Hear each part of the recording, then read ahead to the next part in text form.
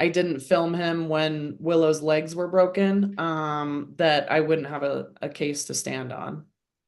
He broke her legs? Her femurs. Hmm. Oh God, I didn't.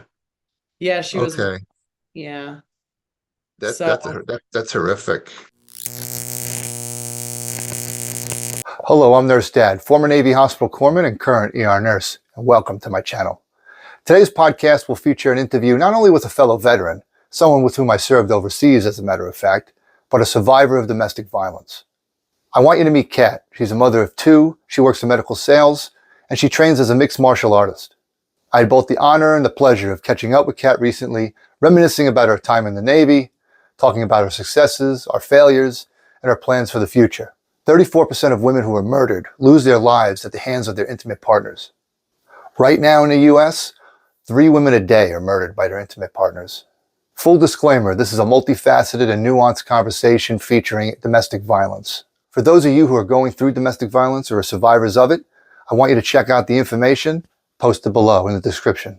My fellow veteran and friend Kat had to flee her state to get away from her abuser, and the road she took was a tumultuous one and long-lasting. I guarantee that if you're going through it, or you know someone going through it, you're going to learn a lot from this interview. And I commend Kat for having the guts to come on here and talk to me about her experiences. And please, if you can subscribe, like, share, comment, it helps the channel grow, lets the algorithm know this channel's worth promoting, and we can get interviews like this to more people. So without further ado, here's my interview with Kat. All right, Kat. Well, thank you very much for appearing on my little podcast. You are the first veteran guest, and a special one at that, since we served together in Italy. yeah, we did. I think I got out in 2014. That's the last time I saw you. Yeah, 2016 for me. We spent just a Okay. week, it was probably about a year in Italy. I got to Italy in, I believe it was 2012, and I was there for about 8, 9 months before I deployed with 1st Battalion, 4th Marines, and I was gone for 7 months. And I think it's when I got back that you were there. Two-thirds of the command personnel had changed. It was my last 6 months in the Navy. I was like, all right, this is great energy. I saw you and your then husband. You were not this mixed martial artist athlete that you are now, right? Is that fair to say? I was a big old girl. I wouldn't When say you that, first but met me, you, I was drinking, I was making bad choices. you smoked a lot of cigarettes. No, And I was using, or was it cigarettes? I think it was like the vape thing. I don't remember, but I know for okay, sure I used to dip Grizzly Wintergreen a yeah. lot. And I think you could tell now, like as an athlete as you were, and I was definitely, I would at the time I was like I think I had like 16% body fat. I worked out a lot. You But when did. you meet people who you could tell, like as great as you and your then husband were, you definitely party hardied. So did I, but I still made sure I had to get to the gym and train, and that just wasn't your lifestyle. So it was kind of like, all right, you do your It's funny thing. though, but it was funny though, because right after you left, that's when I got into CrossFit. Oh, it was And right. Oh, so it was while you're still in. yeah, so right after me and the Russian got the split, I just threw all my frustration and energy into learning how to do CrossFit. So it was kind of funny because after you left, I got in the best shape of my life. Well, I know I left, and I'm sure the whole command was like, "Who was that?" Glenn was a stud, and we have to, live up to his athleticism. But you said the Russian, so let's be clear on this video, because of the topic. You were married to your then husband who was Russian. So this is a person you loved and still admire. This was not the person who was involved in any domestic violence or anything like that. I just want to put that out there, right? Because we see your name, and we don't want to create that. We're not going to mention his name, but Yeah, there's we no were bad blood there. He's no still to bad this blood. day somebody I'd call if I went to jail. Definitely like a warm shot of vodka. Yes, Uh, and a chaser with pickle juice. yeah, yeah, yeah, he was a good guy. We went to a park, like a naval park in Italy, I remember, and it was a group of us, and we were barbecuing. We were sleeping, I think, in a cabin. and Oh or yeah, I forgot about yeah, that remember trip. that? Right. Yeah, And I think that was like my when I think about the both of you, I think about that moment. But you were very different from the woman you've become. pretty I can't unhealthy. wait to go into that. What made the CrossFit? What made that switch on? What was it in you that changed? Yeah. I mean, after me and the Russian got a divorce, I was sad. I was a sad person. And so then like I think seeing myself in the mirror and I was alone for the first time since meeting him, basically, because he had now, what is it called? PCS. Yeah, Um, yeah. He went to a different command. yeah, he PCS'd over somewhere else, and got out, but he's doing great, I think, to this day. But yeah, so after he left, I was the first time I kind of stood on my own 2 feet, and I was not happy inside, I was not happy outside, and I just got sick of being like that. So it was like Did you time to do it with? put the Did you test. do it with anybody? Like any girlfriends or Yeah, was yeah. And yeah, her first name is Tara. And she's lovely. I owe my fitness journey to her, my entire fitness journey, including, to these days, to jujitsu days, because she just really inspired me. She showed me like correct technique and good form and like, yeah. over time my posture improved, my confidence improved, everything just was a domino effect. I'm not a mixed martial artist, but when I was in high school, I was all county in wrestling, and I wrestled in the States, and I didn't continue in college, but it's just That's to be pretty good. able, well, to be good on your feet like that, or to be able to take people down without punching them, that's it's a level of confidence that you have. I mean, you just even when you're just walking, just anything you do, you just know in the back of your mind, if I fall, if I'm taken down, I know what to do. If someone charges at me, I know how to deflect that or sprawl and just put them in a chokehold or whatever it is. So I can see how when you started, doing CrossFit and really focusing on technique like that, like you probably got the bug. There's probably no going back after that. Yeah. Yeah, I haven't stopped. I mean, even I was like, I think I was deadlifting. It was something crazy for me, for my frame. It was like close to 300 pounds or something Good. crazy. I think I was like 8 months pregnant with my daughter when I was. Oh, really? Oh, wow. Did you get pregnant while you were still in the Navy, or that was all after? No. Yeah, I got out. I got And out then in a, you go back to Oregon? yeah. I should say, I know it's an offense if I don't say Oregon. And Were if I you really about to want say to bust your Oregon? onions, I'll say Oregon. Oh, Jesus. Yeah, I got out and I moved to a plot of land with a geothermal well on it. Oh, Uh, really? yeah, and a fifth wheel. Okay. Yeah. All right. Did you stay in Europe the whole time, or No, I was stationed. My first command was up in Washington. also Italy was your second command? hmm Yeah. Okay. Yeah, I was stationed in Washington first. And that place was a lot more fun for me personally, because in Washington I was a rapid recess. So that's like all I did. So then when I got to Italy, it was this I was still speaking the same language, and it was kind of nice to be like on the code teams and whatnot, Yeah. like designated, but for some reason, I don't know, the rapid recess was just something I really took to. I think the first code I ever was involved in, I think I was probably had just turned 17, or no, I'm sorry, had just turned 18, and I was hooked. I was hooked immediately. Well, that's the thing too. And also the frustrating part when I was in nursing school, like in the military, you're more like a clinical corpsman. I learned the clinical side, but I was a lot, I was in Marine infantry a lot, so it was more like probably more the trauma training. But you learn so quickly, Yeah. like you're just thrust into it, and it's see one, do one. I remember the third week of A school, we're doing IVs. Like week three, it's just like whoa. And even afterwards, I remember when I deployed, I went to combat trauma management, and suddenly you're operating on live pigs. I mean, they're sedated. There's a civilian standby to make sure that everything is done Yeah. humanely.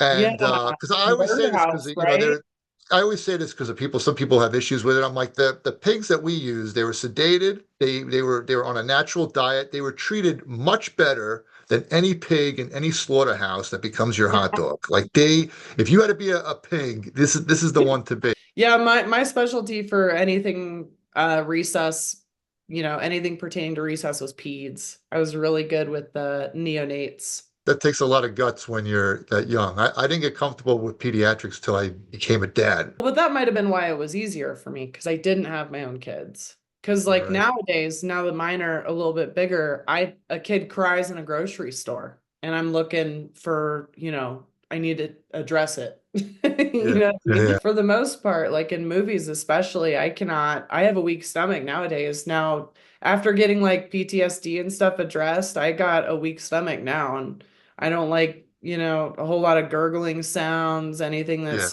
sounds like, that kiss of death is coming. I don't like that. I want to comment on your YouTube channel. Pro se survivor. Yes, because you are a survivor of domestic abuse, domestic violence, Yes. Yep. and so you got married then in Oregon. In Oregon. Yeah, yeah. So this is where, like, shortly after I got out of the military, was kind of where like my life just kind of spiraled out of control. Very Um, quickly, because were you in not to cut you off, were you in medical sales then? Because you are no, now, you said, right? I was working as a 911 dispatcher at that point. Oh, that's great. My mother-in-law did that for 20 something years. Hats off to your mother-in-law, because I could not. Yeah, my brain broke there for sure. Yeah, so like shortly after I got out of the military, I went over to Oregon. I had so this is where it gets a little bit messy, but I had I had found somebody that I really liked, and we both planned, and he's great. We're still friends to this day, my daughter's dad. And we planned for her, and everything was kind of going really swimmingly. After the Russian, I didn't feel like I was ready to be married again, so I just was gonna do it with a partner, and that was it. And then it just didn't work. It is my daughter's dad, so I definitely want to be careful what I say, but because he tries really hard. He just as I was getting older and kind of trying to set some hard goals for myself, Right. I didn't feel like he had similar goals at all. So we just ended up growing apart. And I think when I was like 8 months Was he in the pregnant. military too, or Yeah. Oh, yeah. Yeah. I forgot to mention. Yeah. Yeah. He was in the Marines. Yeah. He was infantry. was he a combat vet? Nurse Dad here. For you college students or novice nurses, I want to let you know that in the description below, there is a link for 2 free Nurse Dad guides. The first guide I designed for college students on how to better optimize your time so you could do the things that you want to do in life, but still try to go for that A. The second guide is for nurses specifically based on my life experiences as an ER nurse and in the military. Just a few tricks on how to multitask and not burn out in patient care. So whether for you or for someone you know, I hope you find these guides helpful. Thank you very much. Nurse Dad out.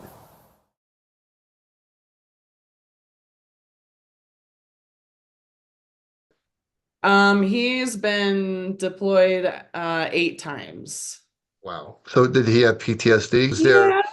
that kind of, I know the military in general winds you up pretty tight, especially when you first get out. But if you've been deployed 8 times, you may be Yeah. in flight or fight mode All the time. more longer than you think. Yeah, yeah. Yeah. Yeah. So that And doesn't yeah, help. he's constantly in a state of fight or flight. And Yeah. that's okay. That's okay. That's how he wants to live. That's his thing. But that's what I mean by growing apart. Like I was kind of ready to settle down and we had planned for Willow. So like I just had all these other benchmarks and like this life painted in my head with unrealistic expectations. And You're then looking in the future and he's kind of still stuck in the yeah, past.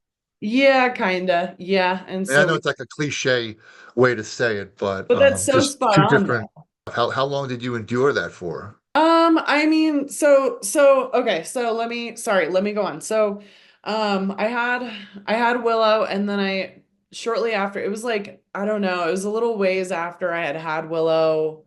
or maybe shortly before she was born, where I met my second, then going to be husband, my son's dad. Yeah. Okay. And so my daughter's dad never laid a hand on me. He's always been like totally fine in that respect. But my second husband, for some reason, I felt like I got kind of blindsided into like what I felt was like a bit of a forced marriage situation. And I'm only laughing because I've done a ton of processing around it. Met my second husband, and it's a bit tricky. So my son was not planned. I was actually going through some stuff with that around that pregnancy. Was that So before you got married? You got pregnant before? yes, yep, yeah. So fast forward to Willow, she's like, let's say a year old, my daughter, let's say she's a year old. I start to kind of settle down with the guy that eventually I will become, married to. He was all fine. It was really weird how this all happened. It was definitely exactly what the internet says, where everything was really fine for about a year. And then once, like my body was situated after Willow came and everything kind of leveled out, I was met with, hey, we need to get married. If we want, like, I think was talking about some credit or something to that effect. And he has a daughter from a previous relationship as well. And at the time he had full custody of his daughter, but she had filed a restraining order against him. Mhm. I didn't believe her. And to date, I always have a little bit of regret about that because she had reached out to me several times before I ended up getting pregnant with my son, trying to warn Oh, me, trying to tell me what my, now we're married husband is actually like. And every time I just shut it down. just to fast forward momentarily, Yeah. did you connect with her after the fact, after all this happened? I did send her an email just apologizing, and I didn't hear anything back from the email, but um, through my divorce, I really pulled quite a few power moves, and played the game, because I didn't have an attorney, so I had to be smart. So I really played the Right. long game, and part of that long game involved her, and the two of us together kind of teamed up in court, and that's how we ended up showing Oh, both of our judges kind of sort of in a way who he is. I would imagine in court, like it's always he said, she said, but if you have two she's, Well, more and perspective. yeah, and I think the time that she and I sort of spent a little bit of time kind of connecting, and me finding a little bit of forgiveness in her for how I treated her, came from a third woman. Because after everything was finalized between he and I, and finalized between his first partner, his oldest daughter's mother as well. So once both of us were kind of squared away and he had moved on, he met with a third woman who he also assaulted. And different than his ex and I, she got to press charges. The state of Oregon didn't let me press charges, and the state of Washington didn't let his ex press charges. But this third, What was the criteria for saying you can't press charges in those we'll just limit it to Oregon? yeah, exactly what you said earlier. And they said it was he said, she said. Oh. And that because I didn't film him when Willow's legs were broken, that I wouldn't have a case to stand on. He broke her legs? Her femurs. Hmm. Oh God, I didn't Yeah. Yeah, she was, okay. yeah. That So, that's that's horrific. That's like worse than if I mean that's 10 times worse than if you broke your femurs. I would have, as a mom. yeah, you It kind could of never like be when a you're mil being, yeah, exactly. When you're being abused, especially if you come from a similar mindset of like you or I being veterans, you have this mindset that's really like, I'm tough, like I can take it. I could fix it, right? I could do Yeah, this. I Yeah. can fix this. How do I fix it? There's got to be a solution out there, you know? And once that happened to Willow, it's just like, there's nothing in the world that will, I think, as a mother, that will cut off, or a father too, that will cut off your empathy for another human being faster than if they injure one of your own. You know Oh, what I mean? everybody would say that. What was his background, and were there any red flags, like anything you could tell people? Were because you Oh said yeah. things were good for like a year, but were there things that kind of slipped through the cracks that you because we've all been there in a relationship where we red flags may pop up, especially when you're younger, and you kind of just comb it over. You're like, it's okay, you know how it is. Was there anything that, in hindsight, makes Oh you? yeah. Yeah. The issue with that is like you don't see it till after you get therapy.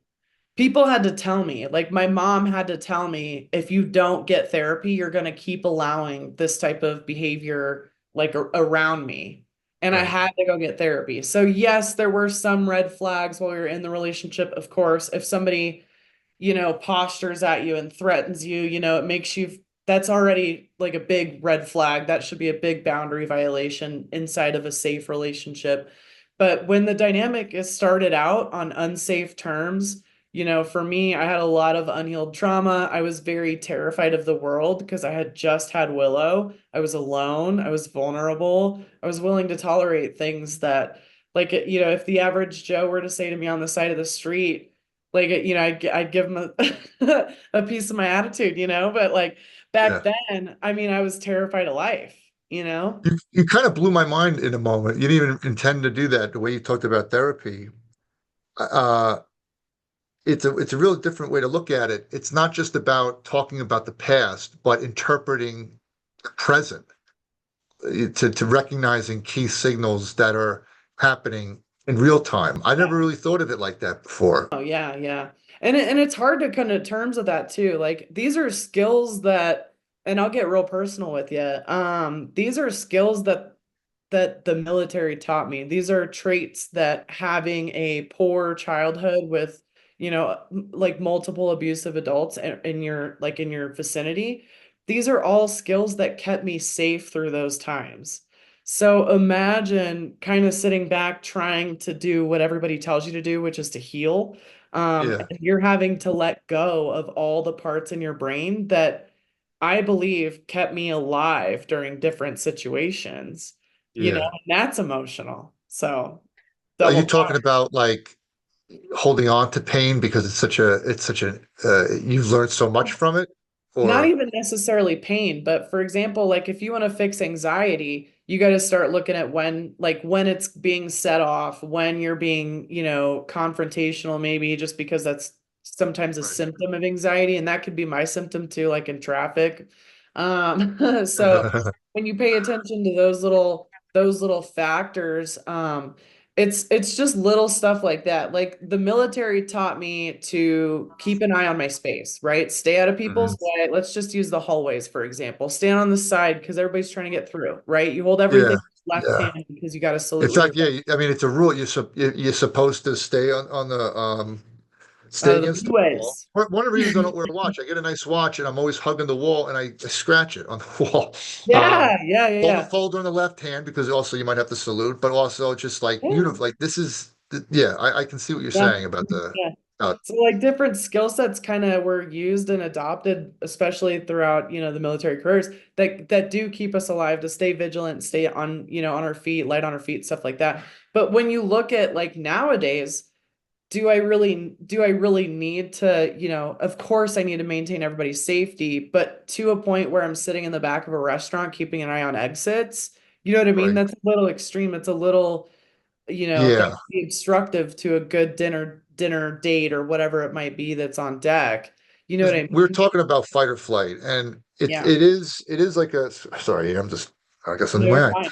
I like I want to be more relaxed or just more in the moment, especially with my wife. But Yeah. when you do have to keep like you have to have your eye on the door or situational awareness and all these things that we're taught um, in the military, it's hard to not be in fight or flight because you're anticipating danger before it happens. Hmm. And like when I'm in a public place with my daughters, and I've read that like one of the biggest factors that abductors talk about in terms of not selecting a potential victim is what's their father like? So to me, it's like if I'm in public, I'll be cheerful and I'm very sociable and things like that, but almost like in a way where, well, I also want to project, hey, if you go too far, I will destroy you. Which is not helpful. Yeah. It's No, kind it's of like spot on. a Like who's gonna die here today? Because I'm prepared. Are you? like You know what I I mean? want you I want you to talk to me and shake my hand, but I also want to convey to you like don't mess with that guy. It's not an easy balance. But Yeah. and it also doesn't allow you to be in the moment as much as you may want to. And I mean, do I want to if there's danger out there? Because you don't know who's around you. So it really is difficult to come to terms with. It's hard to. I don't think I could ever let go of that. Yeah, no. I can't help but think like, well, how many rounds of 9 millimeter do I have? Or do I have a generator? Do I have a solar power generator? Do I have a gas generator? Do I have how much gas do I have? Can I preserve the gas? Do I have to buy? I mean, it's hard to. I have food under my bed that's good for 25 years. I mean, it's just like Yeah. It's how hard do to you put those out. embrace They the keep you moment? alive. Yeah. I don't. What do you How do? am I? Yeah. Yeah. And it's come in handy in medicine as a nurse. So it's hard to. So I feel like I can't let go because it's constantly helping me. But also, like I said, in social when you're with other people and you're intimate and yeah, that doesn't sound right. When you're with other people, friends, family, Yeah. intimate situations, it isn't a helpful mindset. It is hard to relax or turn off, or you get angry and you just And it's off-putting. It's off-putting to it's people off-putting. around you too. They're like, what's going on with you, man? Like, you know what I mean? When And they in your pick up. situation, you're going through this horrific thing and you're trying to fix it and as it's happening, and you can't fix all Yeah. this that's happening. You can't. You need help. It's almost like the training works against you in some ways. Yeah, I mean, and in my in the middle of the abuse, my training actually really helped me formulate a safe exit plan. So I Right. do have a lot of gratitude for that perspective. Like the military taught me to keep go bags, right? So you have a medic go bag, maybe you got, let's say you have I have like separate ones. So I'll have like a travel go bag all the time with all of our passports in it and birth certificates, Yeah. just in case, like, anything happens, you got to grab it and run. You know what I mean? You need all your identification stuff. So, like, just little things like that played a part in a safe exit for me. So typically 75% of domestic violence related homicides occur during the exit. All right. It's because that possessive quality, right? And the abuser. Yeah, they've lost control and I they mean, I mean, immediately, when you talk about rape, it's not sexual. It's mostly about the control factor. So I would imagine it's like, yeah, it's just to take autonomy from what's it you. at? Mhm. Yeah, yeah. And I mean, I saw that. Like, had to get a restraining order from 4 states away. I had to tell, Yeah. my gym owner currently, because I train at the same gym that I crash landed in Denver back in, when was that? 2020, 2021. And You're in Colorado now, right? So yeah, yeah, and the owner knows because it's been a long 3 or 4 year court battle so far.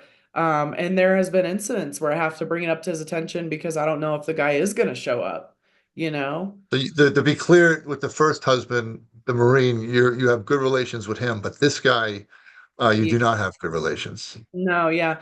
I mean, I When don't know how you could, but they're not even cordial, right? For the sake of whatever the situation is, you can't. No, yeah, he's just like completely unsafe. Like there's a couple of I factors mean, the to femur, throw. right there, the femur. I'm sorry to interrupt you. Your daughter's breaking her femurs. I mean, that's it. There's no, There's for me, that's nothing. it. Yeah. Yeah. Yeah. Legally, I couldn't, once I took her to the hospital and everything, they were more than willing to help me. And this is why I always advocate for CPS, because they did help me. They got me a restraining order. Cleared it up. CPS. What Yeah, does that yeah. mean for other Child people? Protective Services. Yeah. Yep. And there's a lot of horror stories out there. And, full disclosure, especially for your channel, wrong adverse events can take place during a CPS case. That happens. There's a Oh lot of stuff yes. they don't know, that they're trying to know. But for my specific case, they were really a huge blessing. I mean, we landed here in Denver and we were technically we were homeless. I didn't have a job. We had nothing. I had nothing lined up. I just crash landed and had to kickstart a life. So So, you were in the process of leaving, like just kind of like basically running, it sounds like. yeah, What made yeah. you choose Denver? So my family lived at the time, they lived probably like 2 hours outside of Denver, I think, and at the time. The statistics also. So Denver has incredible resources for victims of domestic violence. They have things And you like, knew this before. This is one of the yeah, part of I your did some selection, Googling. Yep. which goes to show your level of research and to do your homework. Yeah, it was part of my exit plan. I had to make sure that wherever we were landing was going to not make me go back to Oregon. Somebody tell you that in the whole like tradition of helping others? Like, did somebody? No. No, it was all you. You had to find that out. Yeah, I had to do all the research. They talk about things like that and they're like, "Oh, you can get a pro bono attorney and all that stuff." To date, I've never seen or heard of one. They That's have another rates, interesting but thing to think about if you're escaping, like where you're going to escape. A state that might be, better for, um, yeah. Yeah, partners like who would are I women, leave? men, whoever. Yeah, would I leave like a somewhat purple state like where I know it's blue, but there's a lot of red in the south. So it's like, would I leave a somewhat purple state and go to Texas? Absolutely not. That's way too Right. terrifying for me. But like Denver Because was, they don't have a lot of the divorce court out there isn't very favorable or um, I mean, just recently Texas removed rights for pregnant women to even get a divorce. So oh. like I. Hello, folks. I hope you're enjoying the interview. Before we go back, let me announce I wrote a children's book, Isabel Learns to Share, a love letter from me to my firstborn daughter, Isabel. It's available on Amazon, but let me be clear. In a world of AI, this book is written by me, every word of it. Everything this book earns goes right to the podcast. This book emphasizes family values, respects parents, and respects children as they go through life making mistakes, but ultimately learning how to become their best selves. Click the link down below, support the podcast, and get yourself a copy. Thank you very much. That was recent, but when I was leaving Oregon, it was like Texas is way too red. Just looking at the state and like how their sort of federal resources, I guess you could say, seemed structured to me. It didn't seem like, Denver just seemed like a better alternative. Yeah, I could see that. I Yeah. never thought about that. Yeah. Um, Got to know your excuse me. your atmosphere. I just being affiliated with the agencies. So like I'm affiliated with Break the Silence Against Domestic Violence, and then I'm Okay. also somewhat affiliated with One Mom's Battle. With Um, what? One. One Mom's Battle. But just being affiliated with them, I do hear, a lot of the social media I'm supposed to be responding to on a weekly basis for some of these Mhm. pages. And I get stories from women who, let's say that they needed for medical reasons, they were looking for, a super early um I don't know how to censor this for YouTube yet, but um was having like a miscarriage and Oh, okay. couldn't, and but You could so say miscarriage. You could say yeah, yeah, that. yeah. So I didn't know what was like because the political climate these days. No, Because no, it is a spontaneous abortion, which is always what I try to call them because that by definition is what they're called. of But course. so she gets married and does all this stuff in like Connecticut or something, right? And then she moves with her husband to Texas. They're pregnant, they're expecting. She couldn't get care. And she was Mhm. telling one of the responders on this Facebook page that I'm affiliated with about how she could not get care and she almost died. Yeah, Um, that's something.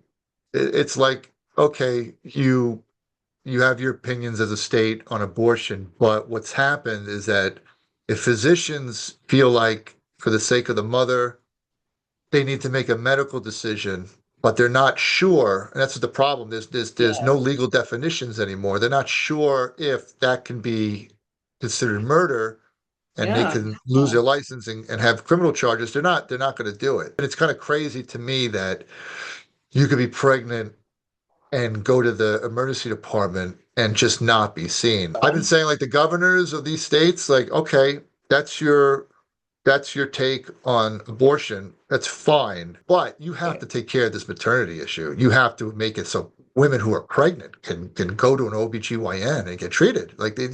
you got you got to put something on the books that protects the doctors, and because if Did they you don't feel protected, they're not going to help the patients. I know. Did you see that the percentage of OBs in the state of Texas decreased by like what was it like 25% or 30% or something like that? No, I have a friend of a friend, and she was vacationing in I think it was like Ohio, and she had a little issue, and she couldn't be seen. It was, and it wasn't anything dramatic. I mean, I guess it could have been not too long Ohio's ago. rough. In the country, it would have just been a routine checkup. Yeah, yeah, it sure would have, and probably would have avoided some ththings too, because It there's a stinks for me lot of because I posts have two out there, daughters. It stinks for me. I have two daughters, and New York has its issues when it comes to Yeah. taxes and things like that. And I'm a fan of states like Texas and Florida, but Yeah. as a dad of two daughters, like I'm a little concerned about, if Agreed. I'm concerned if there's a politician telling me that if someone is raped and they get pregnant, very very tiny window for an abortion like that, I have a problem with that. What were we talking about before we got sidetracked? We got Yeah, distracted. yeah, we got sidetracked. We were just talking about why you chose Colorado. So when you basically crash landed in Denver, what was your support group? I mean, jujitsu, man. It was all I had. Really? Well, No friends, no family out there? no, so my parents were out here, but like I wasn't really in a state where like I couldn't socialize with them. Right. Like my mom, she tried, she tried to take me out shopping and stuff, Well, you but had a hard childhood, right? yeah, so You were like talking about like abusive, was it yeah, abusive? And yeah, that that touches me because I have immediate family members, that they came out of that. I know that you don't just grow up and it sticks with you, I'm sure. And well, I know it sticks with you. Did that make things tense with your parents? so like part of the abuse, they cut you off, they isolate you from like anybody and they do Right. that by making you very paranoid of them is how they do it. And they're like, "Oh, Okay. well, your mom, blah blah blah." So he had incited all these little things that over time and they dish you crazy, but it gets crazier every day. So it makes the day before a little bit more believable. So Mhm. like I was getting crazy information about my mom and things that he knew or didn't know. And part of that dug a huge trench between me and my mom. And it wasn't until I got out and came to Colorado and I visited, I came to their house because I didn't know where else to go. But when I got there, we couldn't really talk a lot because we had all that had just happened, but I couldn't even formulate an opinion or a reasoning or anything because I was still like probably for 3 weeks, just like ready to go. You know what I mean? I was just fight or flight to the max. Yeah. What job did you find? Did you stay with your parents at first, or At did you have first, some yeah, savings? yeah. Or Yeah, and I had sold my house. I bought a house in Oregon. okay, So, yeah, so part of the divorce, he like really tried to get all the profits from the house that I bought before I right, ever met right. him. But I ended up just taking all those profits and it really kickstarted our life here. And I got connected with like a high rise. Like Okay. it was so crazy. And we just kind of I've, slung boxes over at FedEx for a while, did a couple things just to make the time pass, and then finally got back into healthcare. And And started, your two kids, right? yeah. Yeah. And did you go back to 911 operator? No, I couldn't. I just couldn't. My Yeah. brain was just not the same. How does that segue into family court? Because now you have to have a legal process, right? I've had my share of experiences with court. It is so frustrating. You just feel like it's a game of chess and you're not even playing it. You just have these figures around you. They're having their own little conversations. Half the time, you just feel like they're buddy buddy. They're just routine for them, and you're just the case of the month, and it's very frustrating. It's so expensive. I how do you enter that world while you're trying to rebuild your personal life? Yeah. Um, I mean, I didn't have money. I didn't have money for an attorney. I sold a house, sure. So at one point I had the money, but I didn't have a job when I sold the house. So I pocketed every dime I had to make Yeah. sure that the kids and I had food on the table. You know what I mean?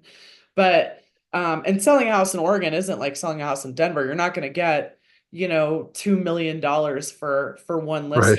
Just not on the table for you. So I got like 30 grand, I think. And which was perfect for our case, but I certainly didn't put it towards an attorney like maybe I should have. Well, Um, traveling and the children setting up, down payments, yeah, all that, like before you know it, yeah, yeah, you're yeah. down to, Nothing. Yeah. yeah. And so I played a bit of a game. I studied. I studied everything I could to be pro se, and I learned a lot of it from failure. So I learned a lot of it from filing incorrect motions and them being rejected, filing incorrect evidence and it being rejected, and the whole nine, filing correct motions and being denied on a technicality. And So during this time, were you hiding from him? to a certain Like, extent, yeah, to a certain extent. did So he like know where you were? Did he know you were in Denver? Did he know where you he knew I lived? was in Denver. Yeah, he knew I was here. He knew we were here. And at one point it got so bad that and this is something and this is what I was going to tell you before the heater thing. I have not told a soul really what took place and really how I won Right. my case, but I will tell the world in a certain fashion. So if you have more questions, feel free to call me after this. Of course. But so my court case closed on the 27th, which is why I'm a little bit more open to talk about it. I kept praying, and this is probably crazy. This probably sounds crazy out loud, but Right. I kept praying and praying and praying, and I just, I didn't know what to do. I couldn't stay in Oregon. I had to sell my house. I had to get rid of my dog, who was like my best friend, beautiful Oh Belgian, man. like, yeah, just like the perfect little, and she saved my life with this guy twice. And Oh like that's wow. how I had to repay her. You know what I mean? So it's like Yeah. I did the best I could and she's got a great home, who's in the military, great active family. So she's living Uh, life. But at the time I didn't know what to do. So I kept praying and I said, God, if I got a job tomorrow, I will stay in Oregon. And I was talking about my career in Oregon, which at the time was, working 911 and that type of stuff. And so if I said, if I got a job tomorrow, I will stay here and I'll go, get the attorney and I'll fight the battle. Um, and I am not kidding you. November 28th, 2020, I got fired. wow. Yep. They called me that morning before I came in and they said that I was terminated. And when I asked why, they said that he had called my office so many times and my boss so many times that they were going to have to let me go. Wow. Talk Yeah. about not even like speculation, a speculative on is he at full is was he doing this or not? They know that he was doing it, Yeah. and they know that you're being victimized by this person. They're still gonna fire you for it. Yeah. Yeah. Um, And he was probably manic with the phone calls. I can imagine some possessive person feels yeah, like 'cause I his had just quote left. unquote property is getting away from him, and Yeah. Yeah. just manic knee jerk reaction, just calling, texting. It was like 48 texts I think I got in an hour. It was crazy. I got calls from my boss, what are you doing? He's calling the office again. Where are you at? Because I showed up to work. What had happened was the day I left, what had happened was he had squished Willow with his hands, which caused the femur fractures, and drop kicked the baby gate out of the doorway all at the same time. So, to be honest with you, I didn't know Willow's legs were broken. I had no clue that she was injured because she wasn't crying. She wasn't really, initially when she got squeezed, she was expressing pain. Obviously, it hurts. But by the time I got her buckled up in the car seat and Ozzy buckled up in the car seat, Right. and had cleared some space from him because I lied to him. I was like, Yeah. I'm gonna go get some groceries and I'm gonna let you cool off and we'll be right back. What do you want And from the this? and the fact that he can't even after that recognize that maybe my daughter has a potential life ending injury because obviously the femur. You have the femoral artery. Because you think like it's like almost like a drunken rage, and then maybe there's a sobering period afterwards. But for him to just He was sober the that's whole time. no, Yep. no, yeah, I'm just using it as like a sort of metaphor. Like, you think of Yeah. rage, it's like you're just drunk on rage, and Yeah. but Yeah. maybe Oh maybe yeah. there's some clarity after. But like for him, it seems it's like that's kind of nuts to not even have like, what did Delirium. I do? None of those moments. They don't have any insight. They don't have the capability to look inside themselves and see if maybe they need to hold accountability. They don't have that capability. You're expecting at that point, you're expecting water from a rock. It doesn't exist. Right? Yeah. But I mean, I didn't know that. I didn't know any of what I'm sharing with you today back then. You Yeah, know, of course. I was just like a lost puppy just trying to figure it out. But yeah, so we just like up and moved one day. And that's like I just literally I packed my car full of I think we had like three small backpacks full of stuff and it wasn't even like good stuff because I wasn't all the way So you packed. drove to Colorado from Oregon? Yep, I drove overnight. I made it the next day. It Really? That's a long way.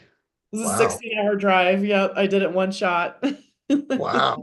Yeah. Yeah, but I want to comment on your YouTube channel. But before I do, this is a out of all the thousands of patients I've treated, this is a very interesting one. A woman was brought in by ambulance for chest pain, and she was in her 30s, and she was her child, I think it was her daughter, and her husband came with her. Yeah. And it's funny. People, if someone said to me, you don't know anything as a nurse, you stink, I'd be like, well, that's your opinion. But if someone ever accused me of not having like instinct, I would repudiate that to no end, because my instinct was, as soon as I saw this guy, I was like, okay. And so we're doing EKG, cardiac monitor, everything, blood work, everything's kind of coming out normal. And I think it was like I was part of the team. So after it turned out to be okay. I left, went back to my business. And I think it was like an hour later, I guess the guy was giving the wrong signals. So the nurse said, listen, I want to talk to her. Could you please step out? Oh, And as okay. soon as he stepped out, she said to the nurse, look, I'm perfectly fine, but he abuses me, he abuses my daughter. We can't go back to him tonight. And so if her way of getting out was to call 911. Just to get out. Yeah. Yeah, just to get out. And then once she said that, she initiated protocol for a situation like that. And I mean, that's how she did it. I thought that was I'll never forget that. That was a unique situation. Yeah, she had, I think, insight, which at some point along the road we lose. Yeah. Yeah, it's not gone forever, but it's gone for a while. You get a little blips of it, which is what I had. I call it like when I realized I still didn't even realize I was being abused. And I still didn't even realize that like Willow had gone through what she went through. And I called my boss that morning, and that's how I kind of found out I was being abused because my boss told me. He was like, I was like, I think I'm gonna leave. I think I'm being abused. And he already knew, because he Yeah. saw how I was behaving and not Yeah. eating and like just looking sick, and he told me, he's like, I'll let you go and I'll say that it's that you have COVID. And he completely signed off that I had COVID and gave me 2-week paid time off. And What um what year was that then when you left? 2020, that was 2020. That was the And you day. were with him for how long? All in all, I think we were together for like a year and a half. Okay.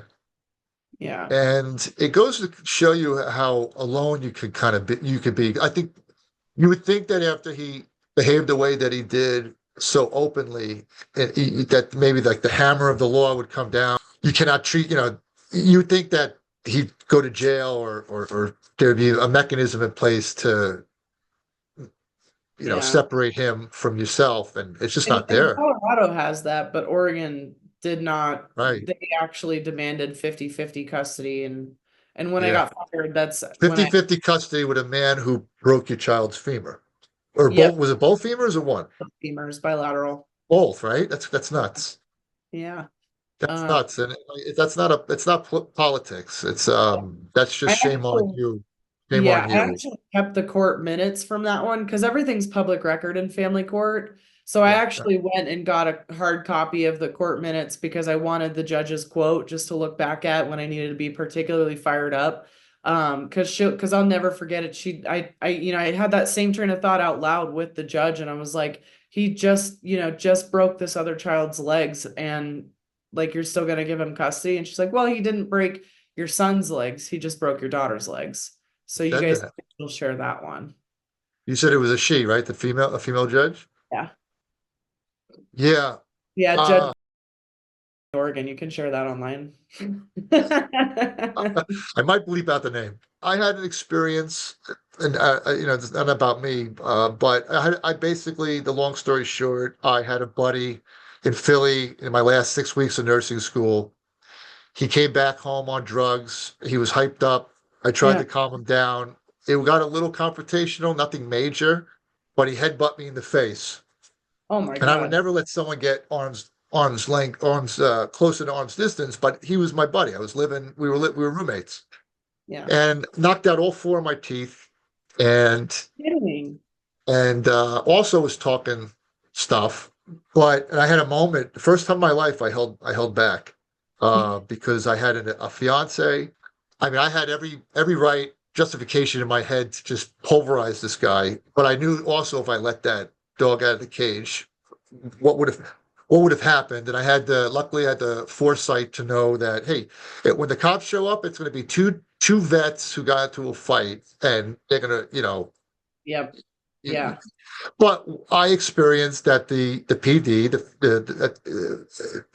they took the police report, and you're not allowed in Philly to, and I'm not coming down on the Philly Police Department, but this is my experience. And if you don't like it, I don't have to tell you, this is my reality. Yeah. I went to court. Well, 10 weeks, I had to wait 10 weeks for the police report. And it said on the report, after giving testimony, after telling the cop in the street, I had one tooth hanging from gum tissue. And it said on the report that there was no injury.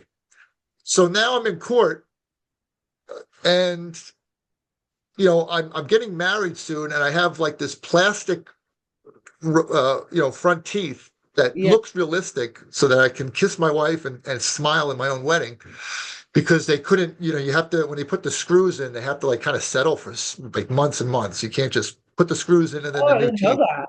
Yeah, so I got the screws in, and then I had to let the gum tissue and everything. Luckily he didn't break any bone or anything, but Oof. um, Luckily. I'm sitting there in court. He had this, local attorney. He was buddies with the judge, and the judge basically said, "Well, the police report didn't have said there was no injury." I'm like, I had the emergency department, I had photographs, I had all this stuff, and this jerk off judge said something like that.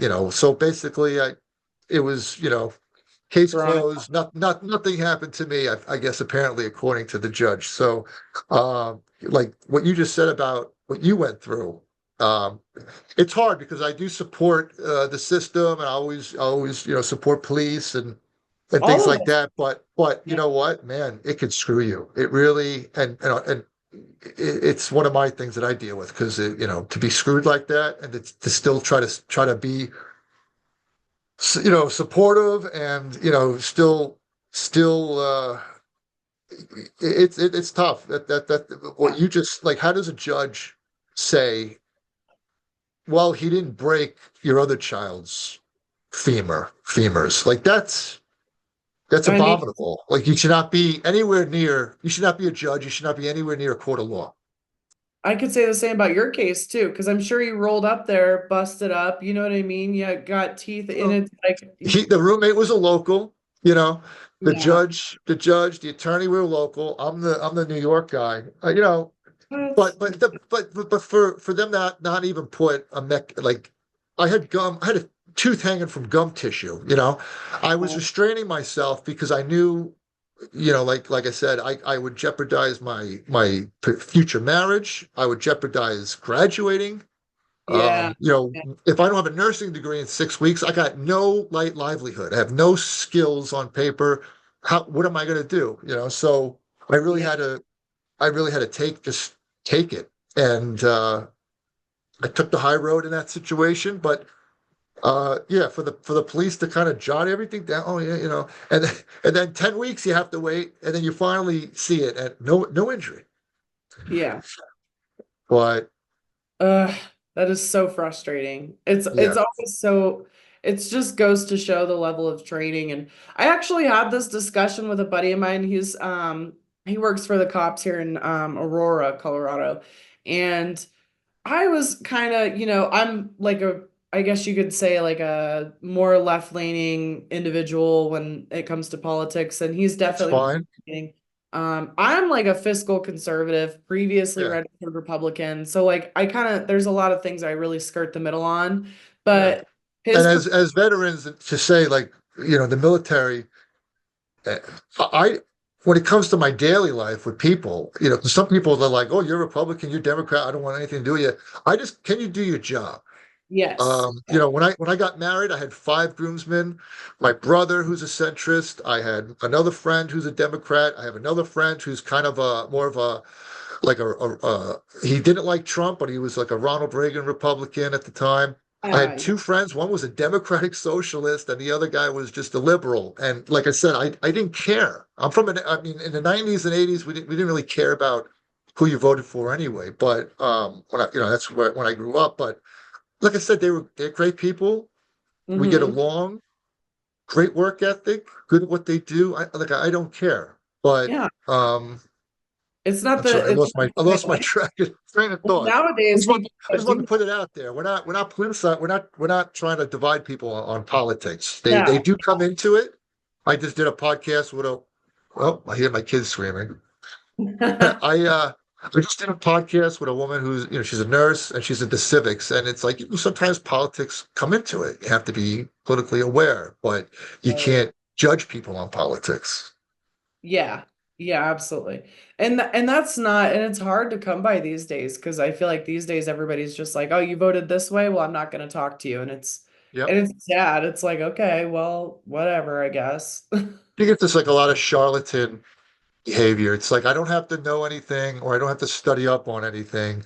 I could just Yeah. repeat two or three talking points and I'm in a club. To me, I can't live like that. I'm referring to my notes here. This is from a video that you had done about, what was it called? I think it was unsupervised visits with an abusive partner. A few pointers that you had given, like for example, if that abuser was giving indications of that behavior. One, to teach your child how to recognize it, whether they start yelling again or there's drinking, teaching your child to like lock themselves in a room with a phone, code words, calling 911, where to get a phone to call 911. These were things that I thought are good for any child. Staying Yeah. at a friend's house. I know that I'm not going to have sleepovers with my child. I know, like, to sleep over someone's house is one of the leading causes of, somebody coming into the house and molesting your child. It could be an uncle of the friend or somebody that enters that house. So that's definitely off the table with my kids. But Yeah. people have play dates and or they go to school and it seems like that if you talk about that, because these are things that I think any parent would want their kid to know, like what town do they live in? What state do they live in? Memorizing your parents' phone number, I thought was great. Yeah, absolutely. Those are all key things that I think any child really should have memorized. But I think I published the video because I feel like I just took a look at myself when I was thinking about getting this info out there, and I overlook a lot of that because I'm always in charge of safety planning. I'm Right, always like the alpha, the mom, the safety manager, party coordinator, everything all the time. So I can overlook the small stuff like how to functionally get out of a house that's on fire, stuff like right, that. And I made the video because I caught myself forgetting about stuff like that.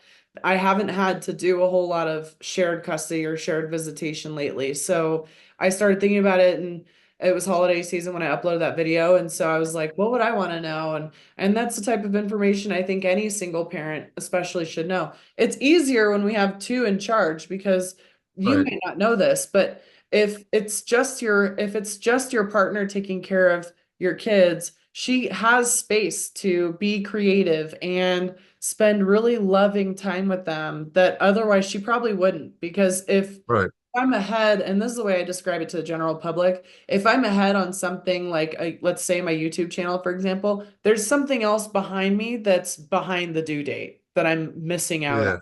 because I don't have, 18 hands, and safety can never be forgotten. It has to, No. you have to keep that up and going, especially if there's now a history of violence or abuse in the family.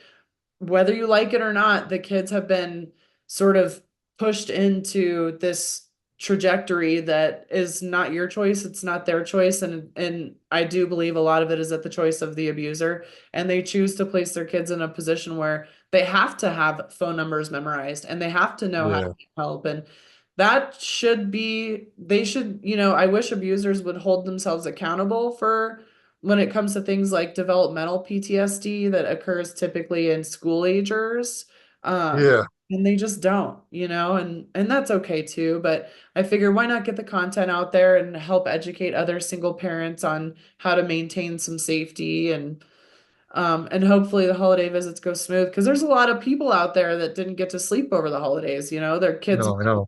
stuck with their abusive partner, because they can't seem to get out of the family court cycle.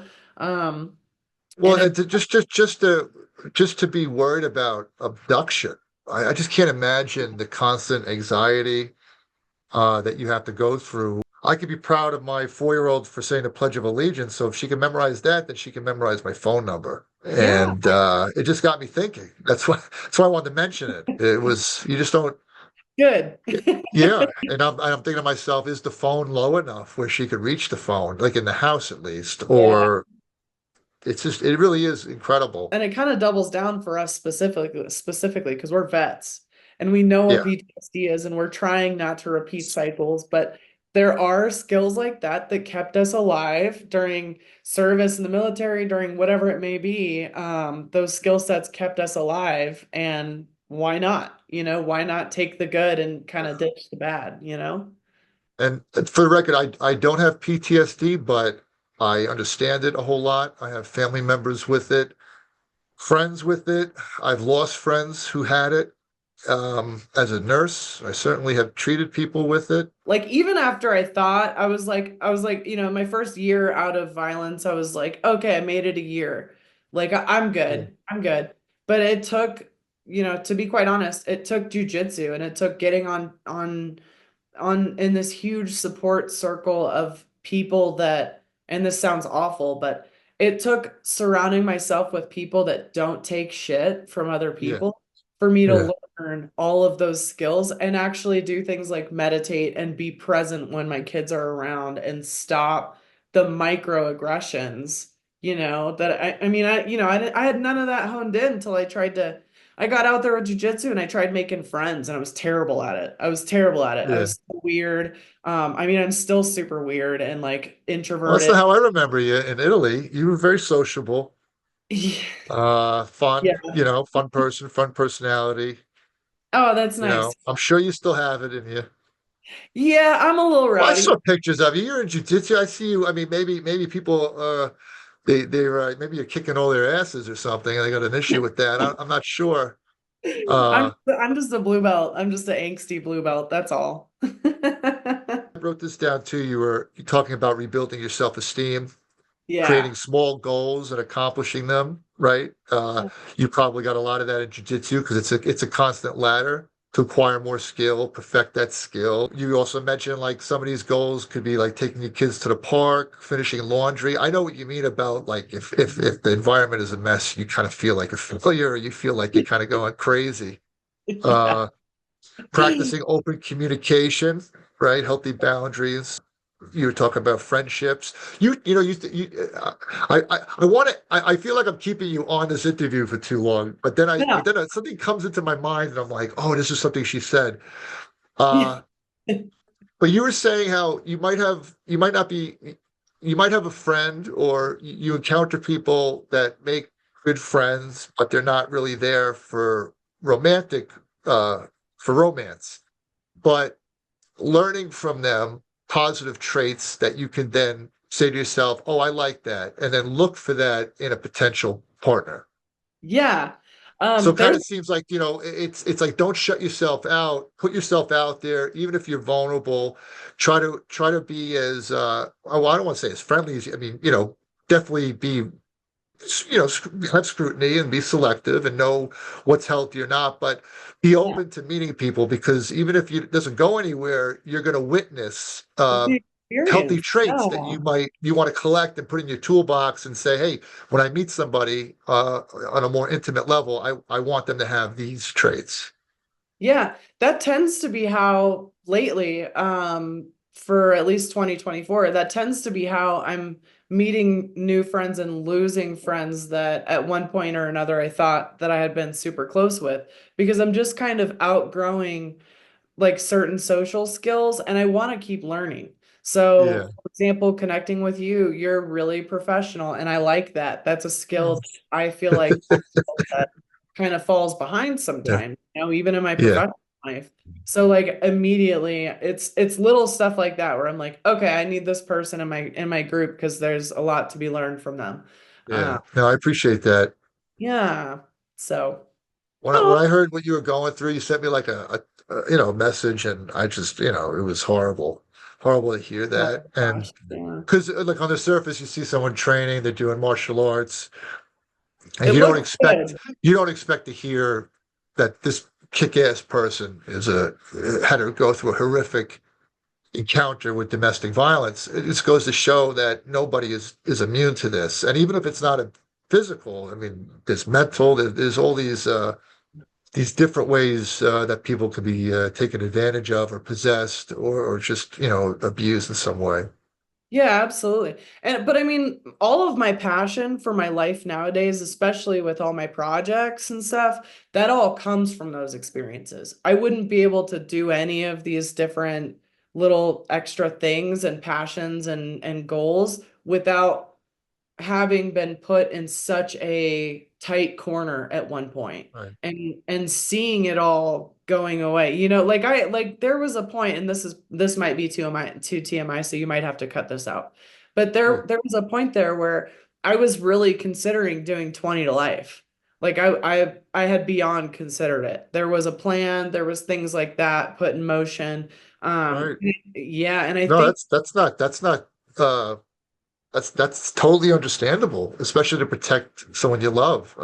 yeah, it's If like you a feel like you threat. have no choices, it's like, well, if the choice is take this person out and whatever happens to me happens to me, at least my child is safe. That's if you're in a dark place and your whole life is just seems like it's just going down. For like that judge to say such a caustic thing to you, such a cruel thing to you. If someone like that could say that to you, I can imagine that if when you feel totally isolated, just how dark the world can look. Well, that's what you would think, and it does in the moment. But after kind of pull through the other side of that, you really start to see how many good people there are. And Yeah. that's what jujitsu taught me. There is still a large amount there's way more good people out there than bad. I could not have made it without all the good people that intervened somehow in some, shape or another in our story. Like there's grants put in place. We couldn't have made it without the grant. I couldn't have worked without the grant. To show you how impactful your stuff was, I was discussing this with my wife earlier.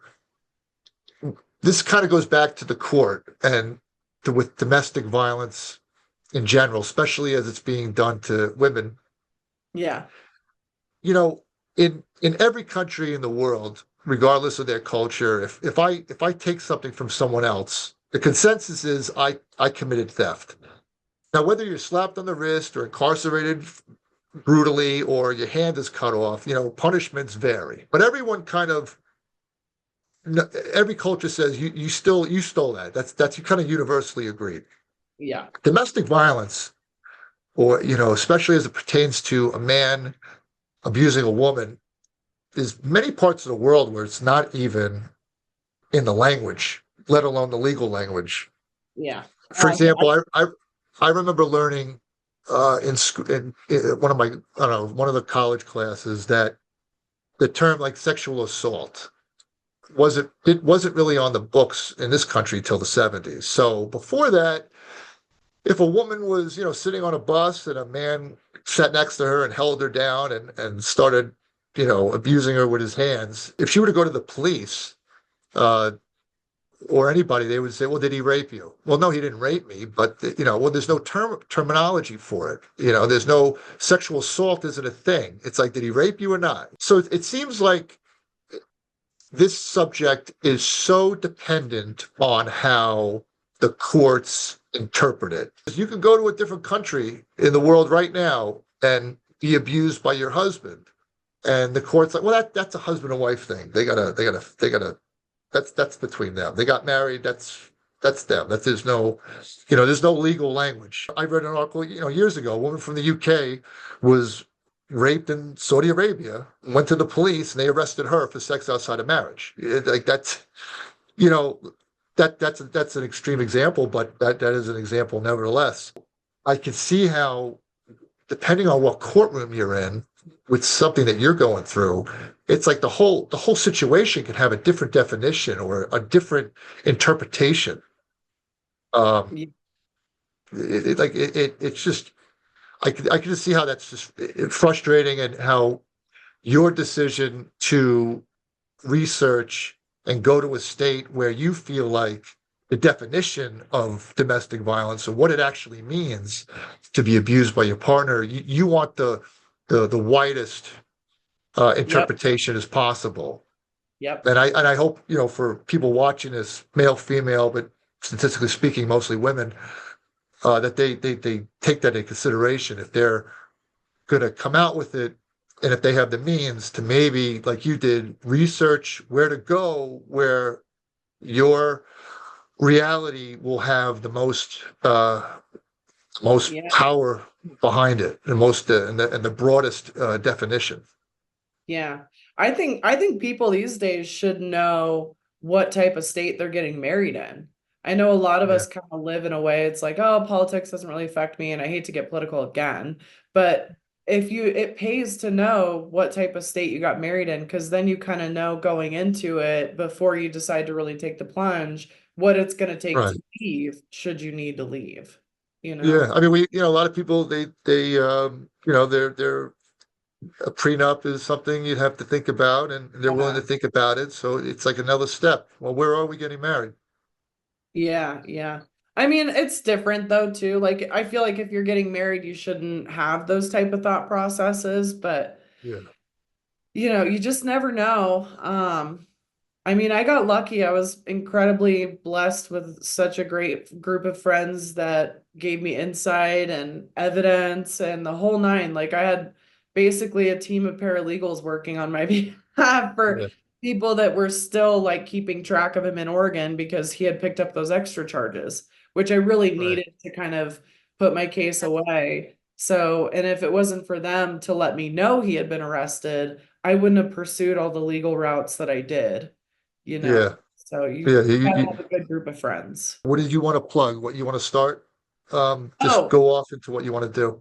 Matt checked. Can I talk about it with you for a sec? Yeah, please go It's ahead. my, it's my latest project, and it's actually relevant to DV. A team of us, Christina Ogden is the other one. Doris and Leanne, we're a team of I would say jujitsu pros. I use that term Yeah, lightly because I think Christina is the most experienced on the team. She's a brown belt. But we're all creating this new sort of Google review type of perspective for martial arts. And things like DV, harassment, assault, they take place in the community too. And it's not yeah, to of shine course. light on the community, it's just to shine like an area that could be improved. And so Christina and I are working on, and of course, Doris and Leanne, I don't want to forget the rest of the team, are all working together to develop a less Google review type of vibe, so less Yeah, subjective, but more on a star-based system. So it would give gyms honest feedback as to whether or not it's got a good cardio, workout going, enough warm-ups, and also whether or not some type of safety issues are occurring. And with the star-based system, it's kind of nice because We Yeah. all know that claims can sometimes be unsubstantiated, maybe Right. taken out of context. People lose their jobs for that, and we don't really like that. We also don't like just, having, injuries being inflicted in the community, whether it be physical or emotional. So, like, how Yeah. do we fix this? So that's the solution that we came up with. And that's kind of why I wanted to talk to you about it, because it does reflect safety concerns in the community, and it's very near and dear to my heart, and I'm very excited to be on this team. Yeah, that sounds great. Yeah. Is there a way to contact your organization or yourself? Yeah, we have an Instagram page, and it's at Matt Checked, past tense. We'll have the website. It's already posted up there. There's several Okay. links. There's surveys that people can take, which we really need data from. So surveys, if you see the link, please take the survey. We need as much help as we can get getting actual hard data back. And then I forget what other links we have up there, but there's a ton of fun things that people can play around. If they do jujitsu, there's different connections there. You can Athletes. send it to me. You can send it to me offline. I'll put everything Yeah. up. Cool. Yeah. So I'm super excited about it. It definitely kind of feeds back into the community. And a lot of us came from DV, a lot of the women too. Men experience it. They're like just casually. Men are so So casual. there's a good amount of the women in jiu-jitsu or mixed martial arts. I think I just butchered the word jiu-jitsu. Why can't I say that suddenly? I don't know. Like I trip over my tongue most of it. I speak two languages, good English and bad English, and the big words is usually Less bad spicy English. crystal.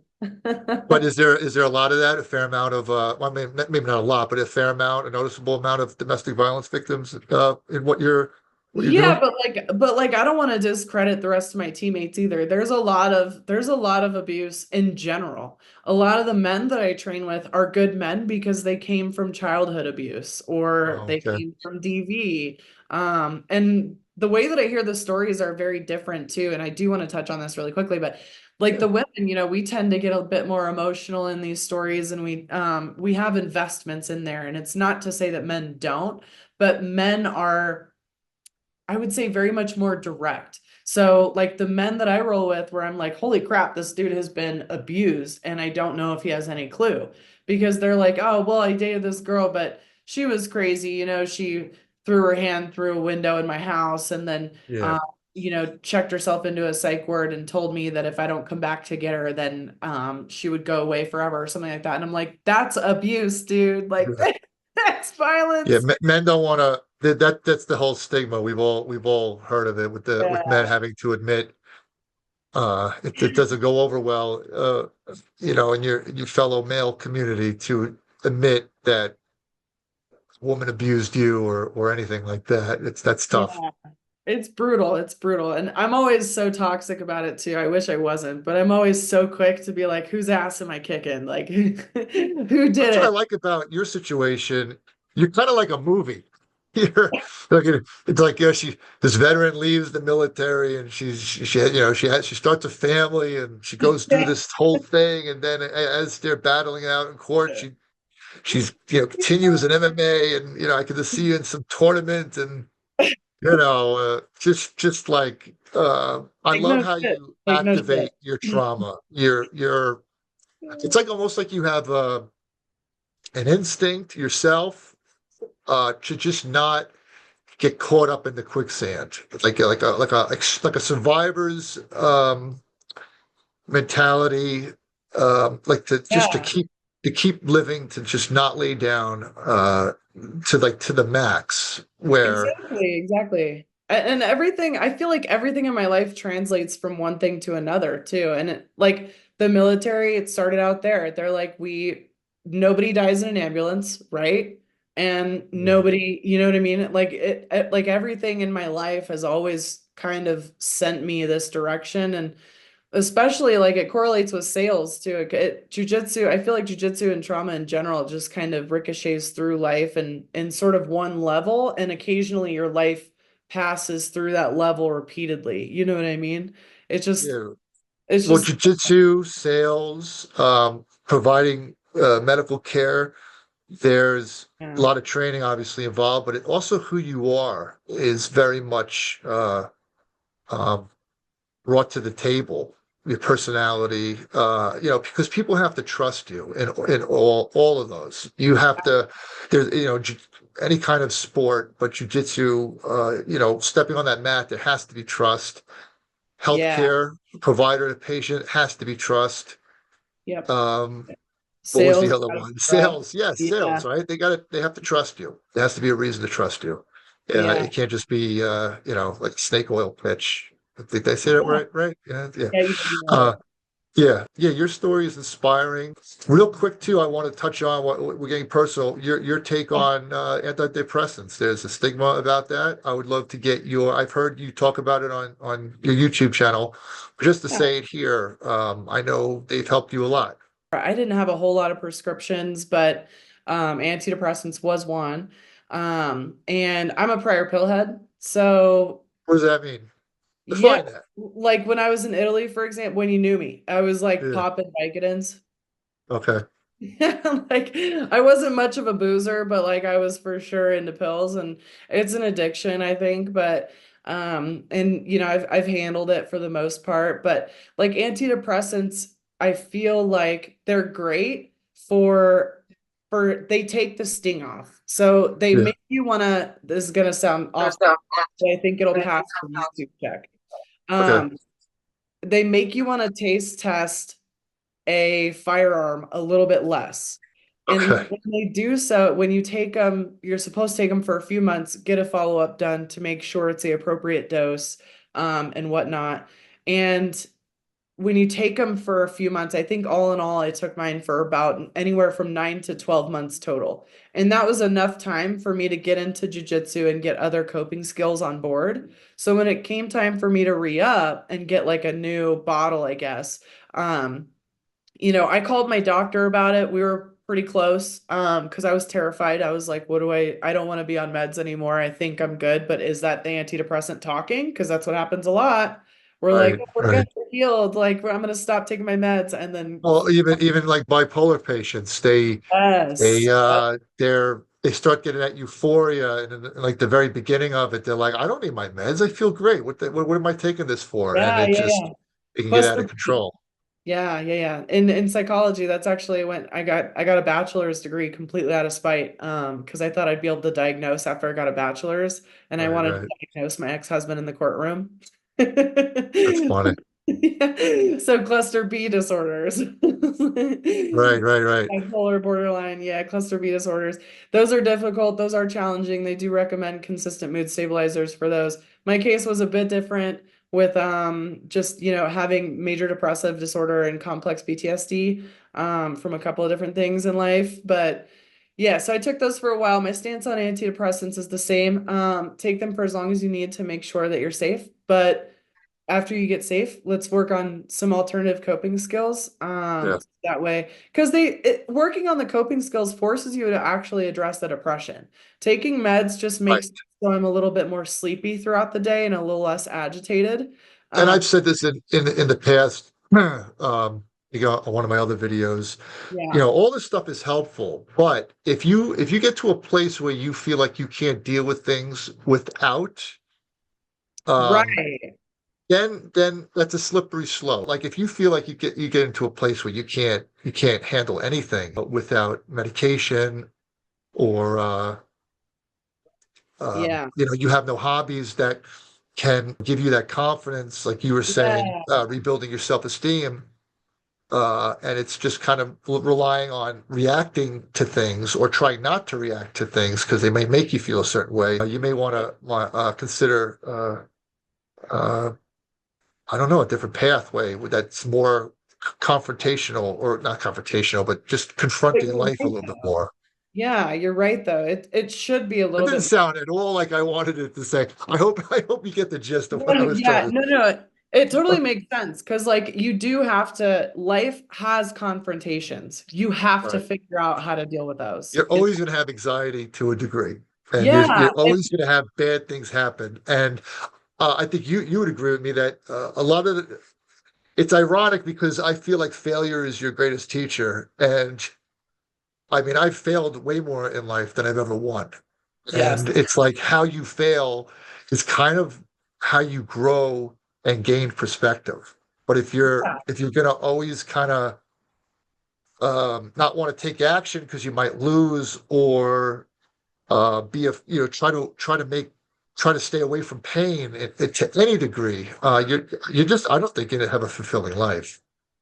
Yeah, I mean, and a lot of the DV survivors, we slip into domestic violence because we're codependent and we're allowing things. So if we just transfer that codependence to a medication, we're still not learning about ourselves, you know? And we're not like I said. I mean, you lauded the presence you were on. We're not.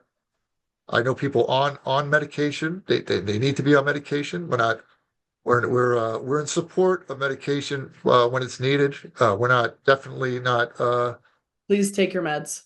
Yes, Yes. but Just like high blood pressure, you just got to take it. they may not rebuild your self-esteem, and to do that, it would Yeah, be again, like you were saying, small tasks. taking risks. Taking risks, losing, but brushing yourself off, getting back up and trying, and realizing that's what life is about. Yeah, yeah, absolutely. And I just think, and I think it's so great to talk to you about it because I just feel like both of us have that same type of mindset where it's just like, Yeah. we're not gonna, it doesn't matter what kicks us down, we're not gonna be victims about it. And we have to figure out a way to get up and keep pushing and keep moving forward. And I love that. So, Yeah, I love it too. And if you hear my kids fighting in the background, just my oldest just got home. I could tell she was a grandma all day, so she's probably spoiled. Um, I'll teach your oldest how she- to do an armbar. yeah, I mean, without having to hold the incredible amount of empathy that it takes to get yourself and piece your family back together after such a type of injury has happened to everybody involved emotionally, physically. My son's still going to speech therapy because he went completely nonverbal after all that. oh Um, wow, the amount of empathy that it takes, I needed a life lesson. And it's not, and I want to word this carefully because it's not that I wish what happened to Willow would happen over again, because I certainly don't. And if I could go back and take that pain away from her, I absolutely would. But things like that had to happen to me because I was living life so fast and furiously. And you know me back from the days, like the party days, I was living life hard and fast. And if I yeah, hadn't slowed down and just stopped to appreciate the love that I had around me, the odds are high that I probably would have made a poor choice and gone to jail, or not had the career set up that I've been lucky to get into, or it takes empathy. It takes getting yeah, to know people. And I was not doing any of that before all this happened. So, yeah. I admire your experience. It seems very likely, not like it seems very much that it could have went in a very it could have had a very negative outcome, that you could have been another statistic several yeah. times over. And the fact that you are here, you're not just surviving, but you're thriving. It warms my heart as a father with two girls. The things that you went through are things that if I had witnessed, if I saw anything, I would, well, actually, my first weekend out of the Navy, I was in Astoria, Queens. I saw a woman thrown out of her car by her boyfriend in the middle of the street, and I Yeah. I, I go up to her and I'm like, ma'am, are you okay? And the guy comes out of the car. He kind of approaches me, like Rambo and Rambo 5 says, I'm not civilized. I just keep a lid on it. Well, that Yeah. lid was starting to peel off, and Steam's coming. you know. Luckily, nothing happened. I mean, but kind of crazily, she went back in his car and they took off. It takes But like 9 times before we finally leave on average. yeah, and that's another. We won't go into it because like this podcast will never end. But Yeah. not that I wanted, I not that I know. wanted to, but I am also aware my wife is upstairs and my kids. I think But I'm. like just being able to not be bitter and not be cynical about life, and people who don't go through abuse, it just living the madness that is an adult in the 21st century, to not become cynical, to not become brutal, to not become detached or desensitized. Like, the woman in New York City, lit on fire and people they're filming her, and just not even, take off your coat, put it out. Like, what are you doing? It's just like, uh, Bystander. to, but in your situation, to be able to try to get back on a path where you might even get married, or or date again, or just to date again. I think you had said in one of your videos to not bring that to your next relationship. That takes incredible amount of strength and perspective, and like that was here in my life, and now I'm here. And this Yep. person, it's not fair to put them back here because we're in a different time and place. That itself is a arduous undertaking. Yeah. Oh, I appreciate that. Thank you. Well, Kat, it was great. A fellow veteran. We served together in Italy. Hell yeah, we Haven't did. talked in 10, 11 years, something like that. Yeah, I'm it's crazy. really proud of you. Really Oh, proud of you. likewise. I'm proud of You got a good you. head on your shoulder, and apparently you got cement in your knuckles. So No, I just got cement in my face. I remember I was getting bullied. I was like 9 years old. My dad takes me to the backyard. He shows me how to punch for the first time. It's like, buddy, you got to you got to curl your fingers up. There can't be space. And and your thumb, you can't put it there. You got to put, to where, and he's like, buddy, no matter how big they are, every nose breaks the same. I remember he told me that. Yep. Yep. It was the early 90s. Maybe it was 90 or 89, actually. Who knows? Oh goodness. But it Now is we're dating important. You now? gotta know how to defend yourself. My first fight, though, I was in wrestling at the time. The person dove at me. I kind of humiliated him because I'm sprawling on him. He can't do anything. So Shut him down. my first fight, I didn't have to punch anybody. And Hey, but that's like what what you're learning is not to bully or beat up anybody for the sake of fighting. It's to defend yourself without having to fight.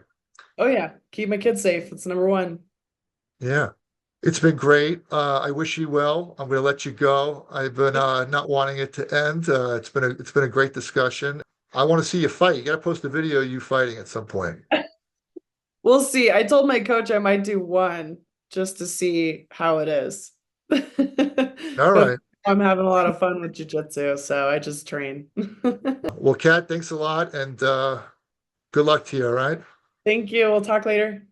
Hey folks, welcome back to the studio. I hope you enjoyed the interview, and I hope you learned a lot too. I sure did by talking to Kat. Just as a reminder to please like, share, subscribe to the channel, helps us grow. And for those of you going through domestic violence, or maybe you've gone through domestic violence, or you know somebody else who might be going through it, please check out those links in the description below. My heart goes out to all of you. God bless you. And until next time, Nurse Dad out.